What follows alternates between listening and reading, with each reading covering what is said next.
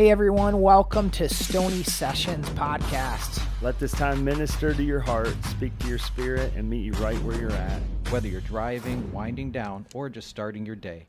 Thanks for being here. Let's dive in. We want to welcome everybody to Stoney Sessions. Pretty neat. Episode 12. We've been doing this for a little while now, which is exciting, and we're so excited to be here today. And with us today is Pastor Nathan Bills, who's always with us, good buddy of mine, and so excited to be able to do this with him. My name's Nate Kingsbury. I've been here for a while in this podcasting at the church with Pastor Nathan, and we have a very special guest with us today that we're so excited about. This is Pastor Den Slattery, and he is absolutely an amazing guy. We're so excited to have him, and he has an amazing story, just what the Lord has done in his life. And I mean, honestly, Nate, this is funny, man, but I call him a chaplain. I call him an author, a pastor, military, chaplain. Yep. I mean, everything that we can imagine as titles are beyond just. I was a chaplain with the state police too for 10 years. Oh, wow. See what I'm saying? Like, was that in Michigan? In Michigan, yeah. Wow.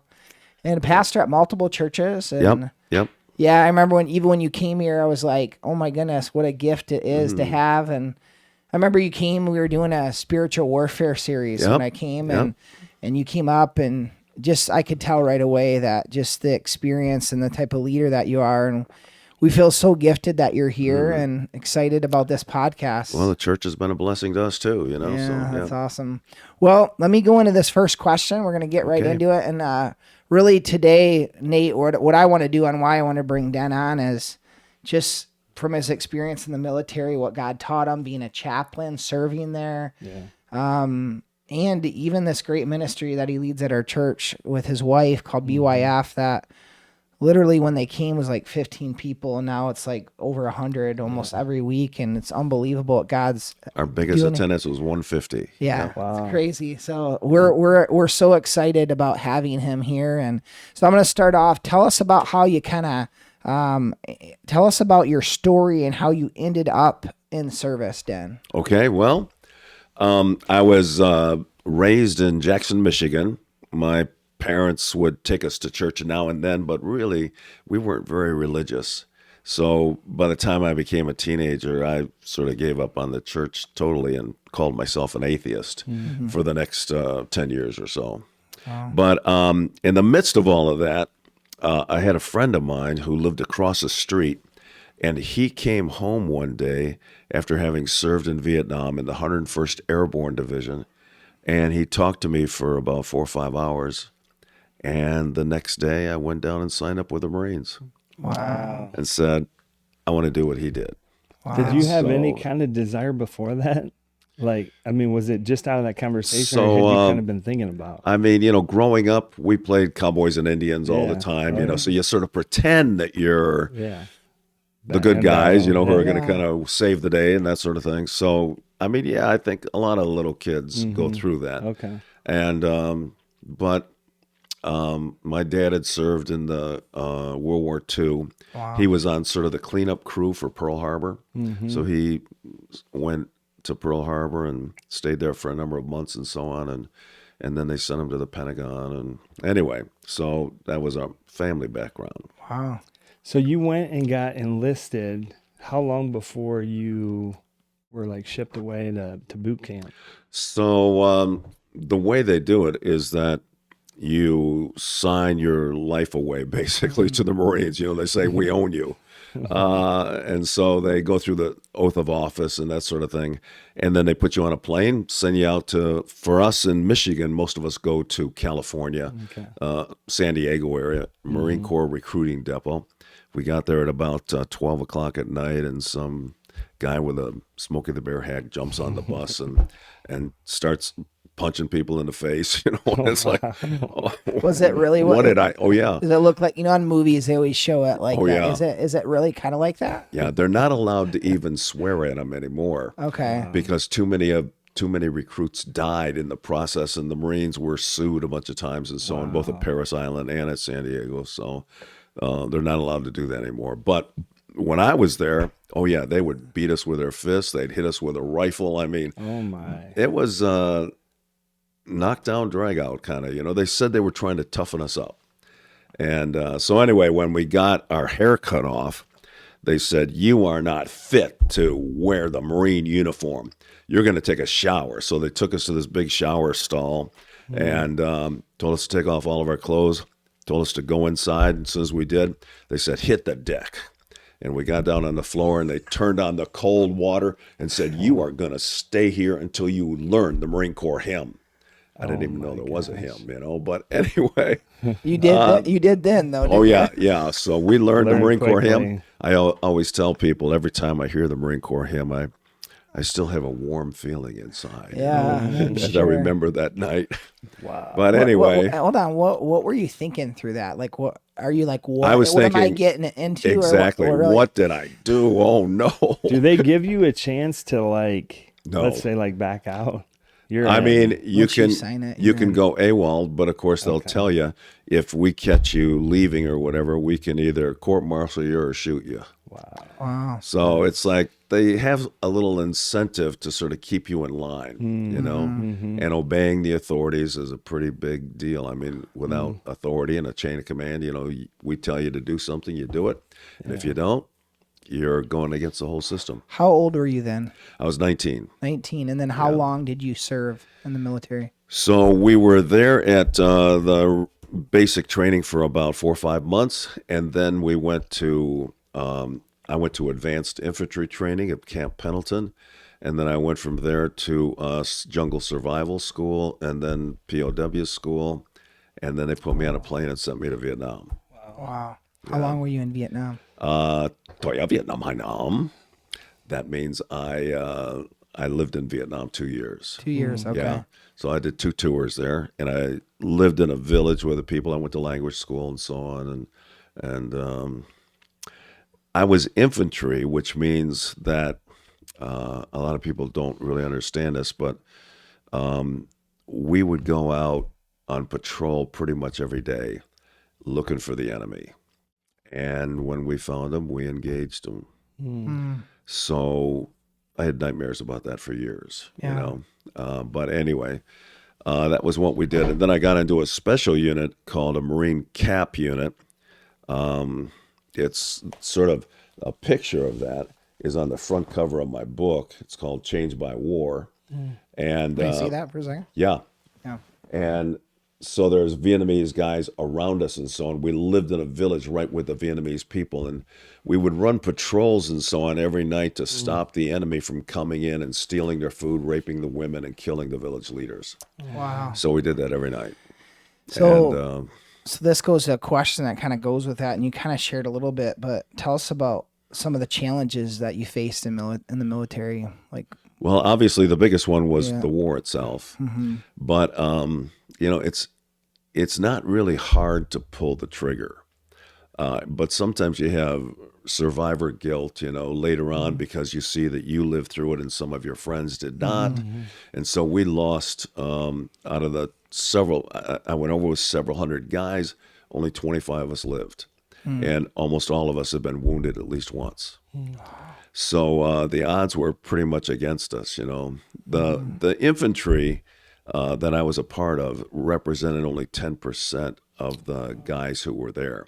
But we had probably 80% of the wounds and deaths and so on.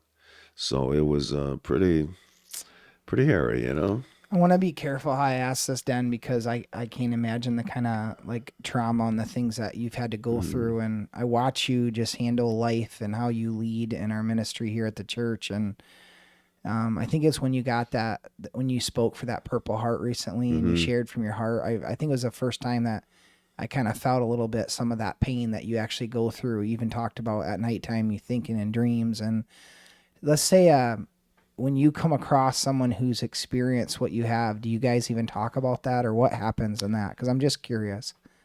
Do you guys open up about like some of the pain, or is that stuff you just kind of push away, or what?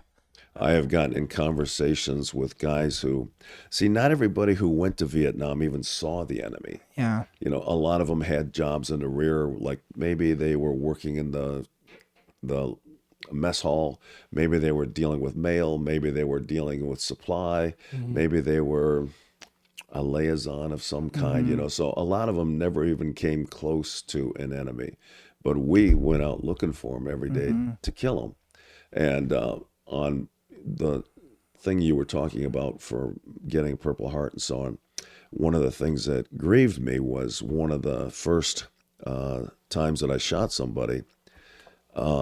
We went out on a patrol one night, and we saw movement about 200 yards away or so, and it was dark, you know.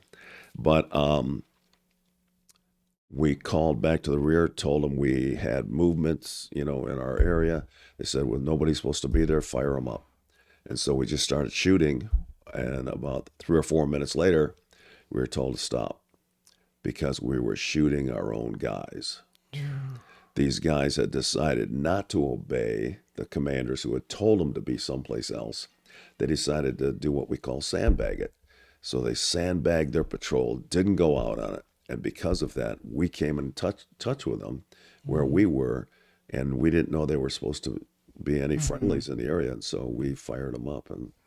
And yeah, I've had strange feelings about that. I mean, that happened 50 years ago, but I still think about it, you know, periodically. So, yeah. When I say this out of like all like respect, I even feel uncomfortable asking, but how did you work through that? Like, or how would you even how do you work through something like that? Or Well, so when I came home from Vietnam, being in the Marines, you know, that whole time, I came home and I struggled a lot. I don't even know, you know, how much to even say, but let's just say I had nightmares a lot. I periodically thought about killing people, you know, and it's like, you know, I'd be standing in a line someplace and I'd think, how can I take these people out just in case? And it's like, that's not a healthy way to look at life. I wasn't a Christian at the time. I was, you know, just sowing my oats at that point still in my early 20s. And anyway, I went back to Vietnam after joining the Army. They retrained me in helicopters. So I worked on helicopters for 5 years, avionics. And but as soon as I got back to Vietnam, I mean, the mortars started coming in and rockets at nighttime. They were trying to hit the helicopters, you know, that we were working on and destroy them.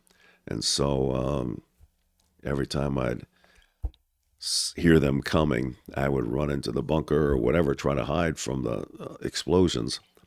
And I would hear these questions rattling in my mind of, man, what happens when you die? And is there a God? And what's our purpose for being here? I mean, there must be something. And those questions haunted me for years. And it was those questions that one night I was talking with some guys in my unit, and these guys were weird. I mean, they carried a Bible. I mean, what kind of person carries a Bible with them, you know? Anyway, one night we were talking, and I told them about my questions and so on. They said, you know what? This book has the answers to your questions. And I said, you got to be kidding. There's nothing relevant in that book. And they said, oh, yeah, there is. And I said, well, show me. And they said, here, open it anywhere. And so I opened the Bible just to the middle. I didn't know what was in the Bible. I had never read it. And so I opened it up to the middle, thinking I would find some Shakespearean language, you know, go hither and there and all this sort of stuff. And anyway, instead, I came to what I call the most powerful verse in the Bible. It's Proverbs 25:24, and it says, it is better to live in the corner of an attic than in a beautiful house with a cranky and quarrelsome woman. And I said, that is truth, man. That is truth. And so I went out after that and I prayed the first prayer I ever prayed. And it was basically this: if you're for real, I want to know you. Prove to me that you exist and I'll believe in you. And he did. wow. I mean, I don't know how to say it. You know, the lightning didn't strike, the ground didn't open, but somehow as I turned to walk away, I knew there was a God, and I knew he had heard my prayer. Wow. And that began the beginning of my transformation. I didn't really come to Christ until about 6 months later, but it began me started me on that trail. And anyway, the war ended shortly after that, and I came home, And we weren't exactly treated right when we came home. You know, a lot of us were spit on. Some places wouldn't even serve us a drink, like at a bar or at a restaurant. They wouldn't serve us. We couldn't wear our uniforms, couldn't wear any kind of hat, you know, like this to say, you know, you're a Vietnam vet or whatever. No, you weren't allowed to do that. What was that? Because we were. What was that like, Dan? Like what? Like I bet there was. You found Christ, then you're coming back. You're not being appreciated. Realize Right. what you went through. Like Right. what was going through? You got Jesus in your heart now, but you also got. Wow, we're being treated that. What was that like for you? Well, see, we weren't really allowed to, or even encouraged, you know, to wear our stuff until the Iraq War, when the guys went over and fought a 100-hour war and won, and they came home and, you know, they were putting up yellow ribbons around all the trees and so on.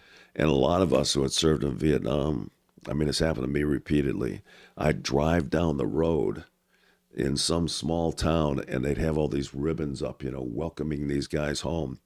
Yeah, we never got that. We never really got welcomed at all. Instead, we were spit on, and even the government washed its hands of us.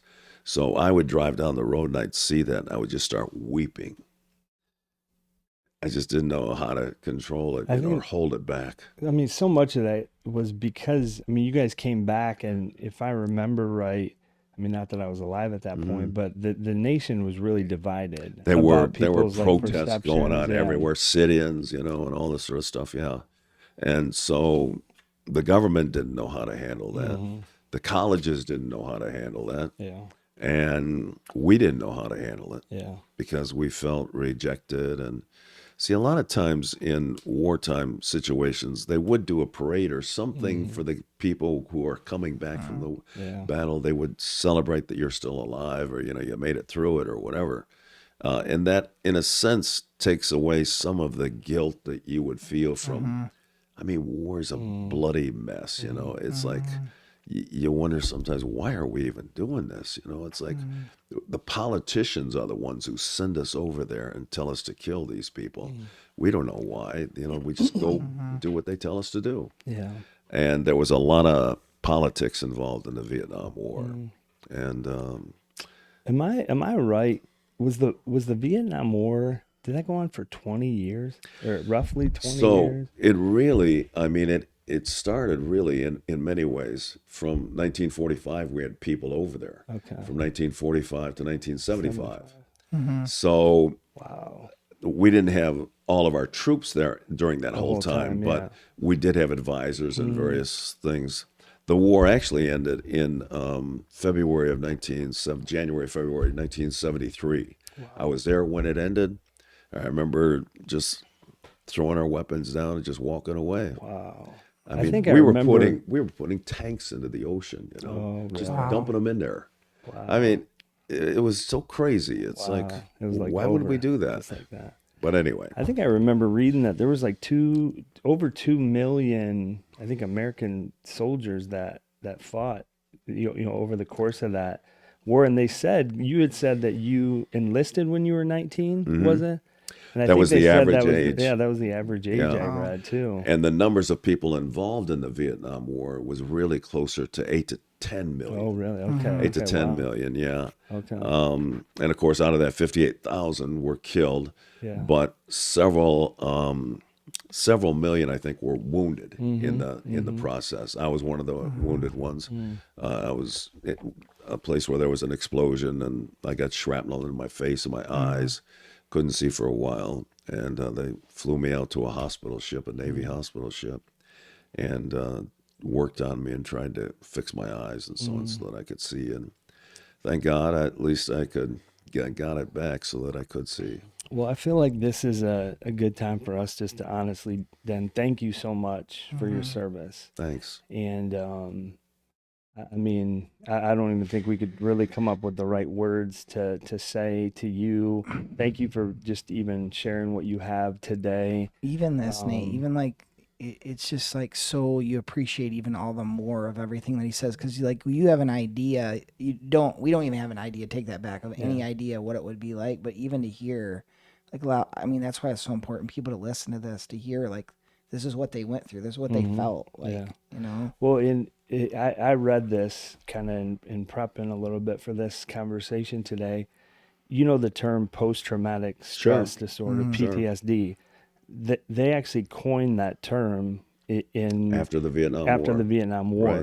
Right. I mean, you think of, and this isn't to diminish by any means anybody else's PTSD that they might have over any other thing that they might be dealing with, but the reality is that's where that term came from.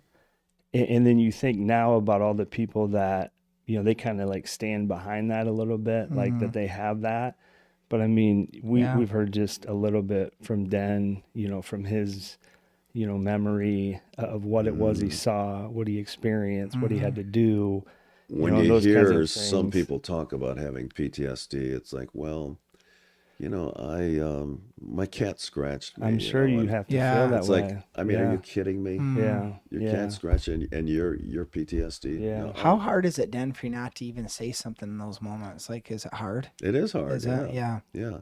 Because, I mean, we knew there was something wrong, you know, because we're having nightmares all the time and cold sweats and waking up and looking for our rifle, you know, in the middle of the night. I was still having those when Karen and I got married in 1979. And she freaked out the first night we slept together. It's like, you gotta be kidding me. What did I do? Wow. And Does it get better, Dan? for me, yeah, it does. When I came to Jesus and gave him my life, I asked him to heal my soul, you know, from everything that happened. And I can really say that although I still think about Vietnam periodically, it doesn't really control my life. It's I had a lot of hatred when I came home from Vietnam. I hated the Vietnamese people for killing all my friends. I hated our government for turning their back on us. I hated some of the responses of the protesters and so on. A lot of us dealt with deep emotions, and we didn't know what to do with that. And even psychologists and psychiatrists, they didn't know what to do either. They didn't really coin the term of PTSD until, I don't know, 5 to 10 years after we were back. Yeah. And a lot of us were struggling with these things. They, you know, they had other names for it, you know, for World War II and so on. But PTSD was the one that they used to describe us. And yeah, a lot of us struggled with that. And I still meet Vietnam vets even today whose mind is still not quite right. I mean, some guys went and get off the deep end on getting addicted to drugs, heroin, or, you know, whatever. Some went and lived in the woods. You know, some left the country and moved to Canada or whatever. They all reacted to it a little differently, you know, but I do think there's healing. I do think there's hope for veterans who have, I mean, war is a terrible thing to see. You don't really want to see people lose their arms and their legs or have their eyeballs shot out or whatever. It's bloody. It's a mess, you know, and it does make an impact. I mean, it's hard to forget that stuff. Yeah. So anyway, you want to go on with your life and somehow find forgiveness and so on. And that can only be found, I think, in Jesus. Yeah. Amen. He's the one who is our Savior. He's the one who died for our sins. And anything you may have done in the war, you know, you slice somebody's throat. I mean, whatever you might have done, you can be forgiven for all of that. And there is hope in Jesus. I love it. This goes to the next question, Dan. Like, so here you went through all this experience, these difficulties, like things that we can't even imagine. And thank you for sharing, by the way. But you become a chaplain. So all this stuff now so tell us how you came about doing that. Okay, well, Yeah. so I decided to go to college on the GI Bill. And they paid for me to get a bachelor's degree and then go on and even get a master's degree. And it was in the process of doing that I met Karen. And she was, we were both going to school at Spring Arbor University. And we fell in love and decided to get married. And we were both going to go on for our master's degrees right in the same area in Indiana. I went to Anderson and she went to Ball State. She was going to do deaf education, doing sign language and that sort of thing. And I was going to do a degree in psychology. And so that was our college together. We stayed down in Indiana, had our first child down there.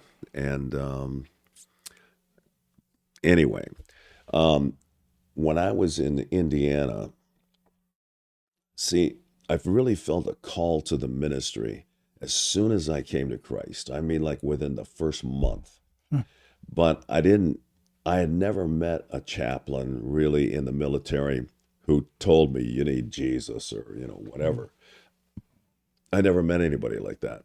Instead, it was two guys who were just, regular guys like me, enlisted guys, when we lived in the same shack together, So anyway, I thought if those guys could lead me to Jesus, and I needed him so desperately, why can't a chaplain do that? And so I prayed about it and committed it to God, and I felt like God calling me to do that. It took me 10 years from the time I prayed that prayer to become a chaplain. 10 years. Wow. Had a lot of hoops I had to jump through. I didn't have a college degree at that time, and so I started to work on getting a college degree, and then I had to get a 3-year master's degree, and then I had to pastor for a couple of years. I had to get approval, from our denominational board in Nashville, Tennessee. I had to take pastoral education and so on at a hospital, basically be a chaplain at a hospital. And was that to be a year. chaplain in the military? Yeah. Oh, wow. Yeah. Jeez. Wow. And then, of course, you have to meet all the physical requirements and so on, What do the you age mean, requirements. What do you mean by the physical requirements? What do you got to do as a chaplain? You have to be able to do push-ups, and So no, curls. there's still things you have to do. Oh, yeah. You have to be in fit to be able to do it. Oh, yeah, and you have to weigh a certain amount of weight and I all did that you know stuff. that? Nate, I think I did. Did you know? Do you know Jim Miller? Yeah, He was yeah. a chaplain. I think So- I remember him telling me Wow. about that. But So the requirements, I mean, you've got to meet all the denominational stuff, but then you also have to meet the military stuff. And age was an issue too. I had to be in before I was 40. And when I finished all my stuff, I was like 39. wow. And I was kind of waffling back and forth, and anyway, not knowing which branch to even go into. And God kind of led me to go into the Army. And I was 39 and a half when I reached that point. Wow. Called the Pentagon, and they said, okay, we've got a slot for you. We're going to put you in. And so I met all the requirements, the weight and everything else, and they came down on orders, Fort Hood, Texas. Yeah. And anyway, so that's where I went. And Karen came down there and joined me, and we spent several years down there. How long were you a chaplain for? I was a chaplain for 16 years. I was on active duty, though, for about 10 years prior to that. Okay. So, And you guys had kids at this time, didn't oh, you? yeah. Yeah. So- yeah, we had 3 kids when we went to Fort Hood. Okay. And So they have a place for you that you go to and all that? Do they have a... they have How's that work? on-post housing and so Okay. on. And so we lived on post, and we had people from Panama or Germany or, other places right next door to us. I mean, we did Bible studies in the on the base, with families who lived right around us and so on. It was a great time. I got to lead people to Christ in tanks, in helicopters, in even a garbage truck. I remember one time. I mean, just all Yeah. foxholes, whatever. I mean, anywhere people would be, I would go to where they were at and just share Jesus. I'm sure God, there's just tons of stories how God used you as a chaplain. Give us some real, those are amazing examples where you're leading Bible stories. Any where I led this guy to the Lord, in this moment, they're in a very difficult situation. Well, there was one guy who was, if you know how the military works, I mean, it's very structured and so on. And you have a lot of rules and regulations and that sort of thing. The officers, if you're a lieutenant or a captain or a major or a colonel or a general or whatever, there's a lot of political games you play. And so I was a captain when I went in, and then I became a major and so on. And anyway, we went to military balls and did all kinds of things. That was just part of the requirement, And but I remember one guy who was a major, and we would sit and talk. He was like really over me in the unit that we were in and so on, but we would talk about Jesus and so on. And he had been raised, to know the Lord, but he hadn't really taken the final step, And so we would talk about it. I remember just sitting in his Jeep. One day it was raining out, and we were just sitting there, and I was telling him my story and telling him how I needed Christ.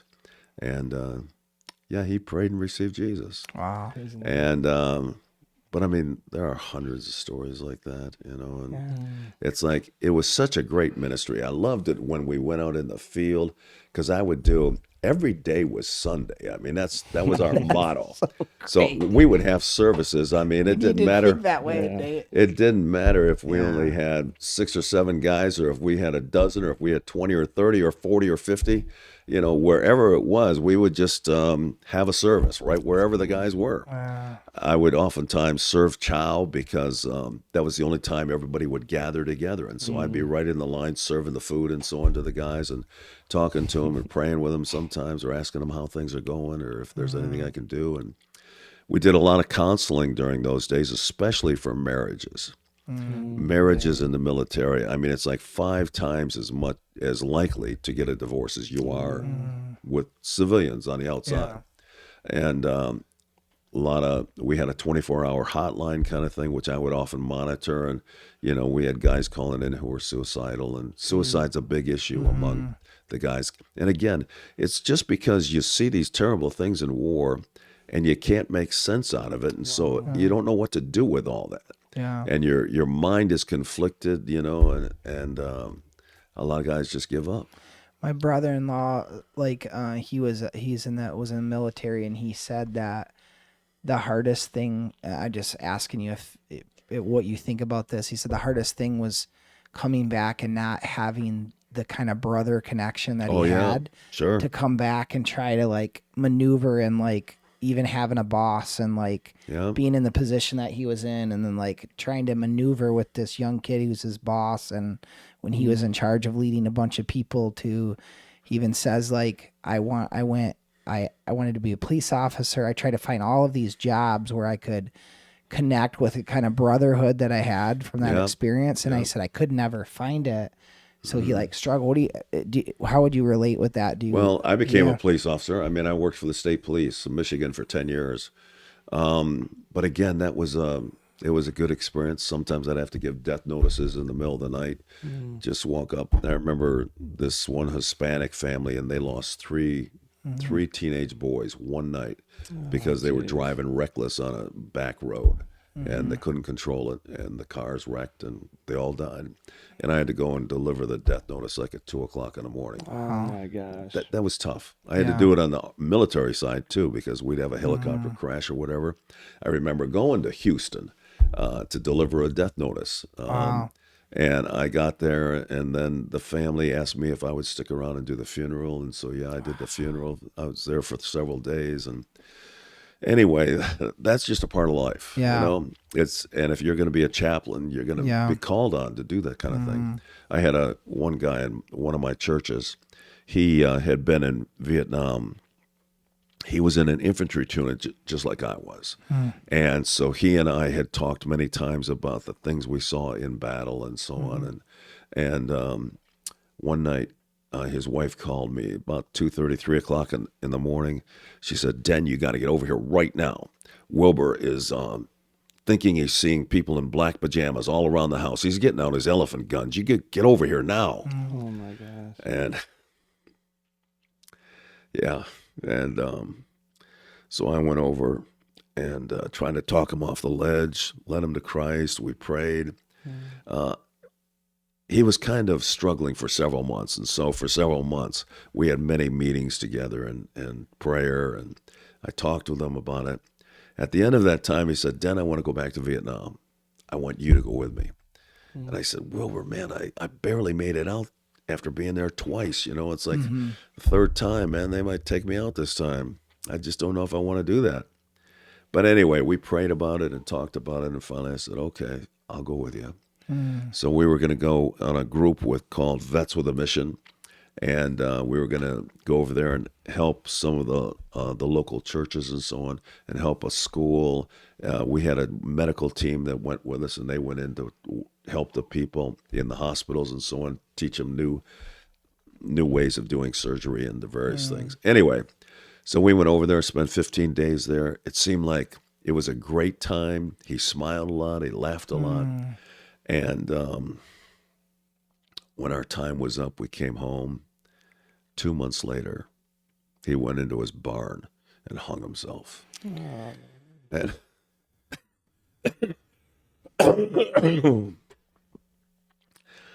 and I was asked to do the funeral, and I mean I did it, but I was weeping through it. It's like I just don't get it. It's like, man, I thought you were finding healing and hope, and yet the damage. I mean, it just does great damage to your soul.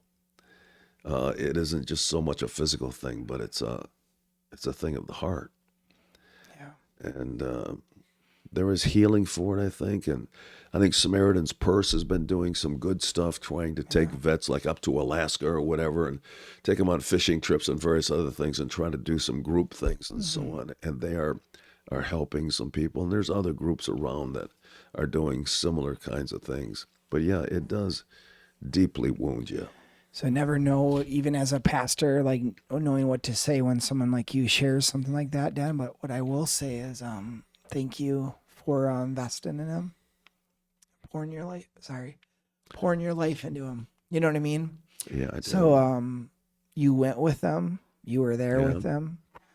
You did everything you can, and but I just thank you for caring for people, man. And honestly, thank you for like being so real with us, because honestly, like I think people need to hear this. So really do appreciate you. I want to ask you a question about your wife. Sure. I know that you she's awesome, by the way. She is, yeah. I watch her the ministry. I had a that you do. list, before I met Karen.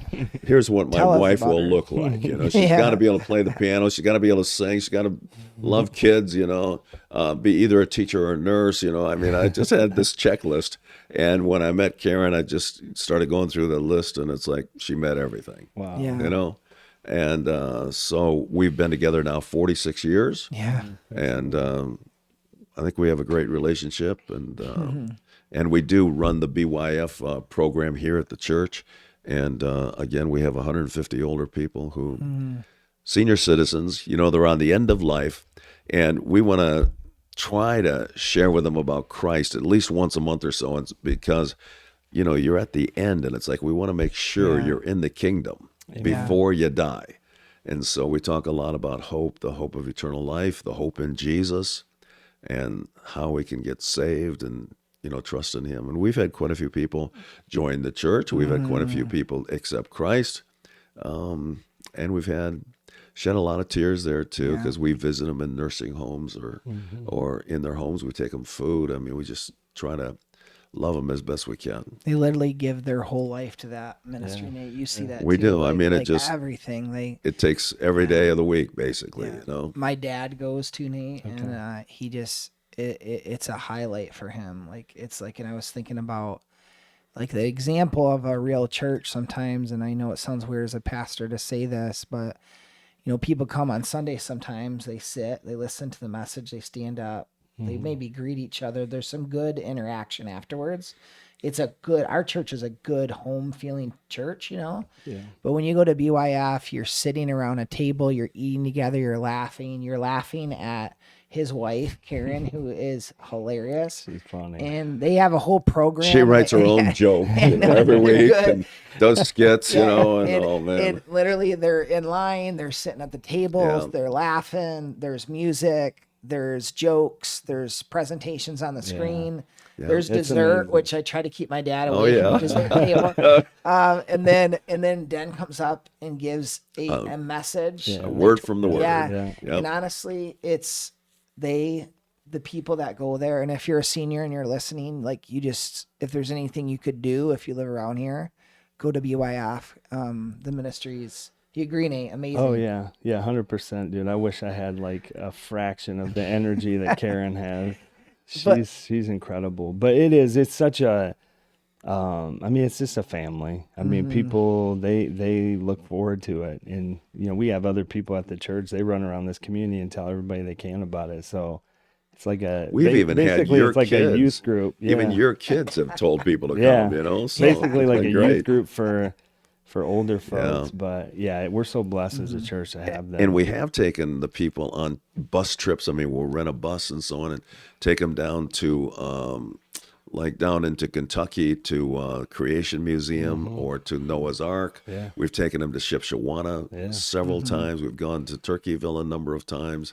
So those are just little outings. Yeah, we just went to Frankenmuth. Didn't you guys go to Noah's the Ark? Didn't you go to the Ark once? Oh yeah, too? we did. did. How long ago? That was a few years ago. So that was an overnight trip, Yeah. but I don't know, probably 4 or 5 years ago. Yeah. Yeah, but that was great. Yeah. And we had, I don't know, I mean, our bus takes 55 people, and so we usually had packed buses on all of our trips. So That's yeah. amazing. And that's on great. Fridays, just so Yeah. you might Yeah. have just mentioned it, but just so anybody that's listening, Fridays at noon till 2. Exactly. And we do get out at 2 Yeah, you o'clock. guys are right out Yeah, at 2. yeah, they're There's no very much bending on that. that, man. Even if Nate's in there talking, I will come up and put my hand on He his really shoulder. will. He does. He And comes like, up and he pats okay. my shoulder like, Okay, this is that's it, man. enough. You're all done.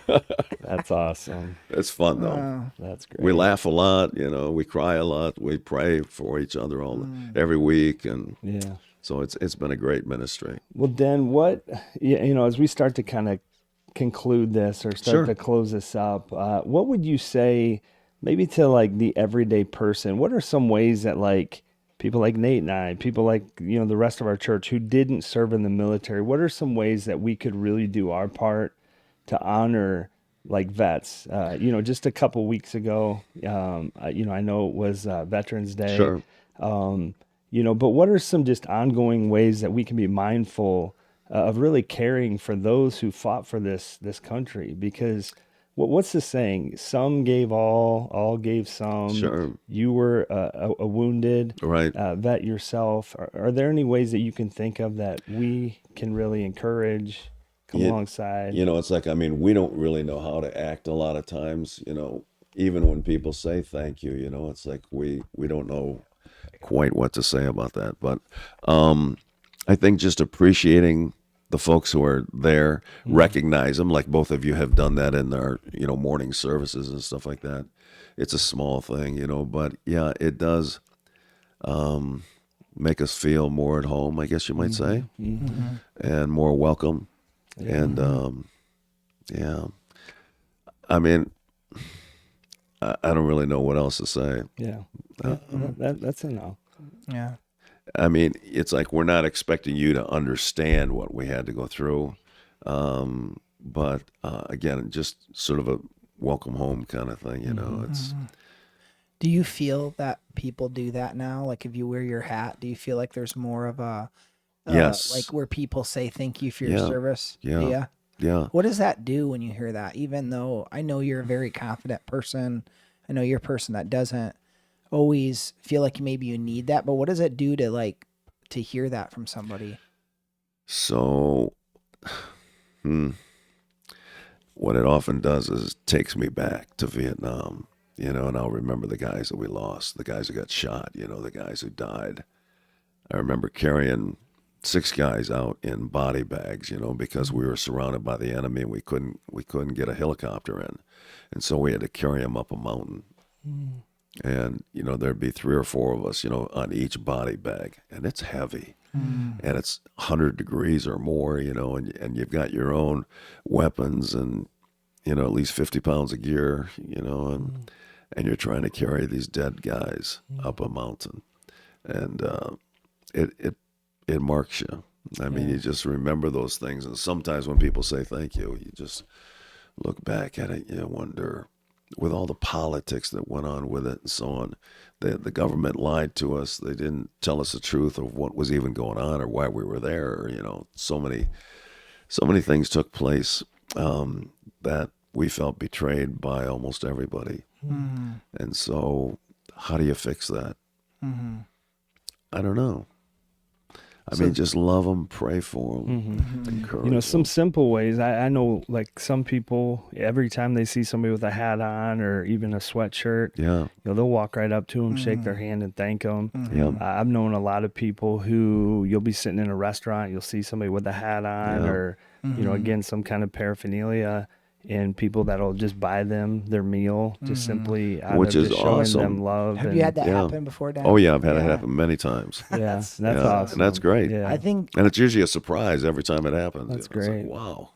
I think how is it? I mean, this is random to think of this, but how is it that we could even engage in what kind of questions to ask somebody to go a little deeper to honor what they did, but also sometimes guys don't want to go deep into it to talk. You're right. What is there? How could we engage in a conversation or something that we could? But how would you recommend us doing that, or people who are listening?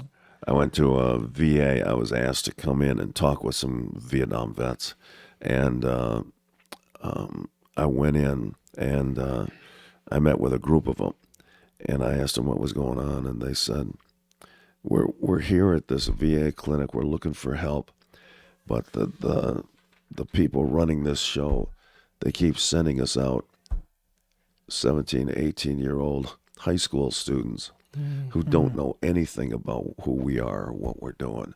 And they're telling us to listen to what they have to say." And it's just like a slap in the face. You know, it's like they can talk to other people who have been there, who understand, you know, what combat is like. And I've gone up to, I remember I was a chaplain with Samaritan's Purse in Houston during the hurricane.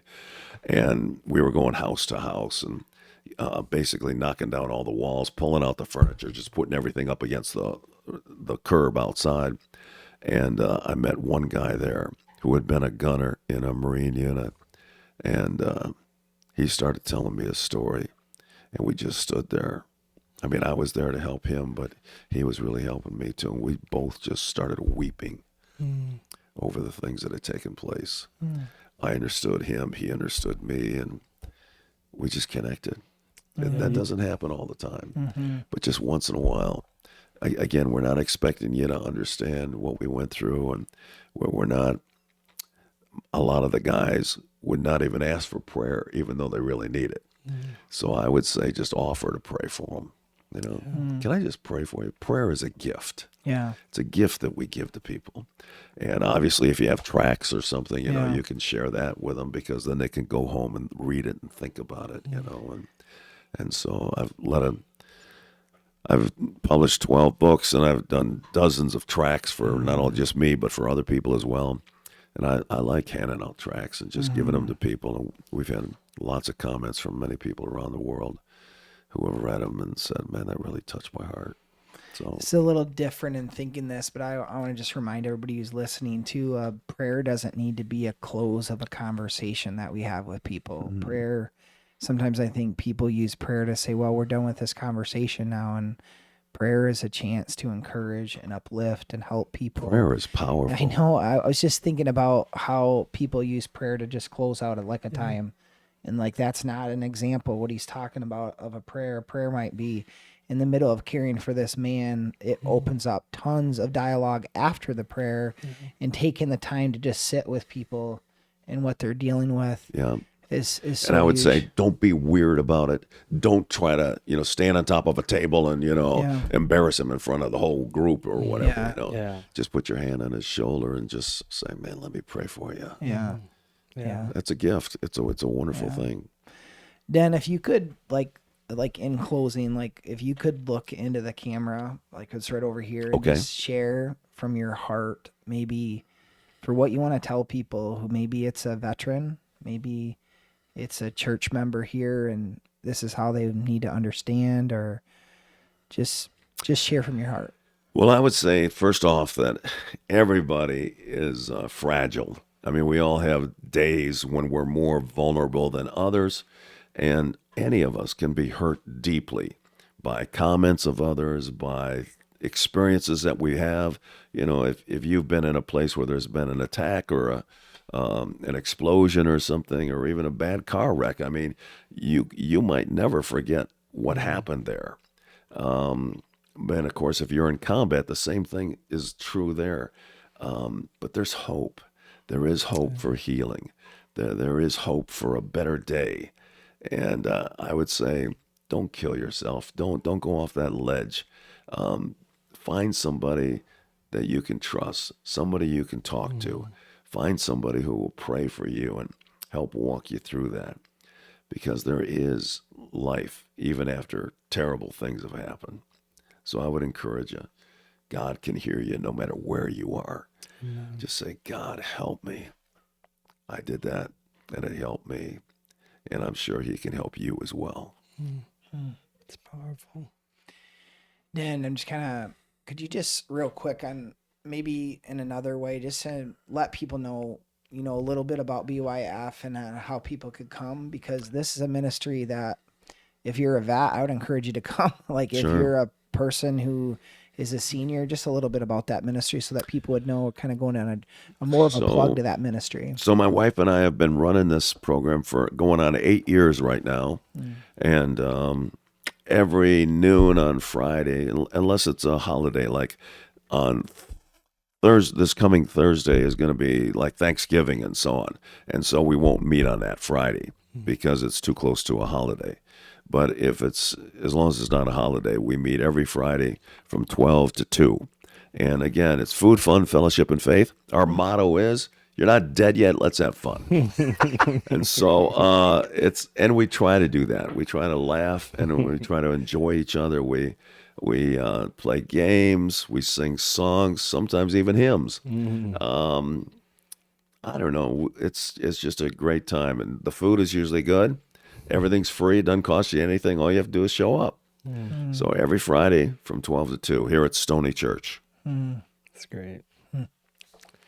Go ahead, Nate. Close us Well, out here, as we buddy. close, I want to thank you again for tuning in, and it's a joy and what an honor, truly, Den, to have you here today. And we hope that many are blessed and I think we and need to encouraged. I think we need to have him again here. Yeah, down we the should. line, just yeah, because there's lots of things that we could talk to Den about. Yeah.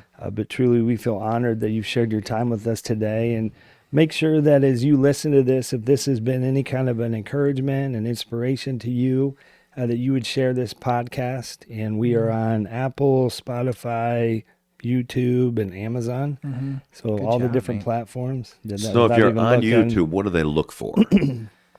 So on YouTube, you would look for Stoney Sessions. Just make sure you land on the right Stoney Sessions. Okay. But yeah, so Stoney Sessions on YouTube podcast. Great. Yeah. That's where they'll find us. And that's where they'll find the video. Okay. The other ones are just audio. Yeah, so. and I mean, and if you want, like, if you have an Apple phone, it has like podcast things that you can click on, and all you do is you press follow, and you can watch that it'll too. keep you That's how I updated. most Okay. Yeah. Sounds great. Yeah. And if you're able to join us on Sundays, we have services at 9-11 here at Stoney. We're at the corner of 26 and Jewel in Washington Township. And my wife and I go to the early service. Yeah. Look for Pastor I'm Ben usually and up at Karen. 4 o'clock every day. So Oh, goodness. Not me. No wonder you were here on time. Yeah, today, he Dan. was. You were already up for a hey, couple it's hours. number 5, man. Faithful always. You know. Yeah. If you're on time, you're late. You know. So Yeah. that's kind of Wow. the way I Dan, look at it. would you mind closing us in Sure. prayer? Father, tonight? we want to thank you for your goodness and kindness. You are a great God. You understand us better than anybody else ever can. There are people who are listening to this, Father, from all kinds of walks of life. They may be struggling with their own battles. They need your help and encouragement. I would pray that you would minister to them. I pray you'd reach out to them, that they might know your love and your grace and your mercy, that they might find Jesus and turn to him and cry out for salvation and just say, Jesus, come into my life. I need you now. Lord, we all need you. So I thank you for those who are watching. Bless them as only you can. In Jesus' name, amen. I want to say one thing with Den. I want to once again thank you, Den, and I want to say this too. Like any of our church members or people that are here on a Sunday, I want to encourage you. Just if you did hear this, if you did take the time to listen to this, please let Den know and tell him thank you. That'd be awesome. We're We appreciate each of you and really want to encourage you to send this out. I think it's very, very important that people hear this podcast. So if you have somebody who has experienced some of the things that Den has went through, I would encourage you to encourage it to send this on to people, and it might open up a dialogue maybe for them to even have it with Den. And you want to Yeah. thank Pastor Yeah. Nate and Pastor Nathan, too, for even doing this kind of thing. Yeah. They have a heart for you, and they're just trying to reach out to you and encourage you. So encourage them back. Yeah. Well, thank you guys for turning in, and please share this on so that this can be a blessing to help somebody. Thank you. Amen. Thanks for having us. Thanks for tuning in to today's episode. We're so glad that you're here. If this message spoke to you, don't keep it to yourself. Share it with a friend. Help somebody grow in our podcast community. We'd love to see you this Sunday at Stoney Church. Services at 9 or 11 a.m. And don't forget, We're dropping the next episode Wednesday at noon. Hit subscribe so you don't miss it, join us then. And until next time, Stay inspired. and see you soon.